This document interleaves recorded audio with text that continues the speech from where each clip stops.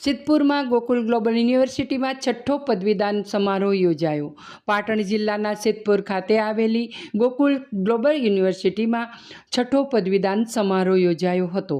ઉત્તર પ્રદેશના રાજ્યપાલ આનંદીબેન પટેલ અને યુનિવર્સિટીના ચેરમેન બલવંતસિંહ રાજપૂતની ઉપસ્થિતિમાં 130 વિદ્યાર્થીઓને ડિગ્રી અને 84 તેજસ્વી વિદ્યાર્થીઓને મેડલ એનાયત કરાયા હતા।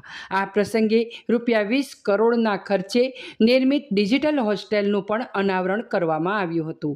યુનિવર્સિટી દ્વારા જાહેર કરાયેલા આંકડા મુજબ કુલ 130 વિદ્યાર્થીઓને વિવિધ વિદ્યા શાખાઓમાં પદવી એનાયત કરાઈ હતી, જેમાં 46 PhD સ્કોલર્સ, 20 પુરુષ, 26 મહિલા, માસ્ટર પ્રોગ્રામના 44 વિદ્યાર્થીઓ, 14 પુરુષ, 30 મહિલા અને બેચલર પ્રોગ્રામના 40 વિદ્યાર્થીઓ, 21 પુરુષ, 19 મહિલાનો સમાવેશ થાય છે।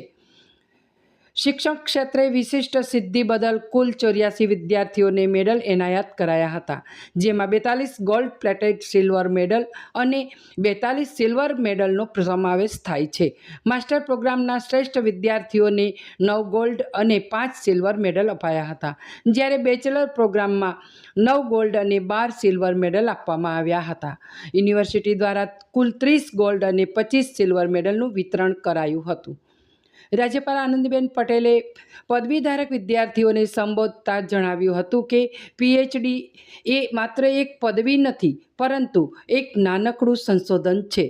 તેમણે સંશોધન માટે એવા વિષયો પસંદ કરવા પર ભાર મૂક્યો હતો જેનાથી સમાજને પ્રત્યક્ષ લાભ મળે અને ભવિષ્યમાં અન્ય લોકોને તે વિષય પર આગળ કામ કરી શકે।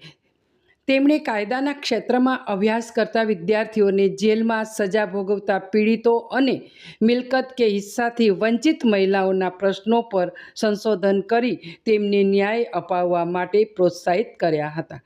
અહેવાલ વિપુલ ભોઈ, પાટણ।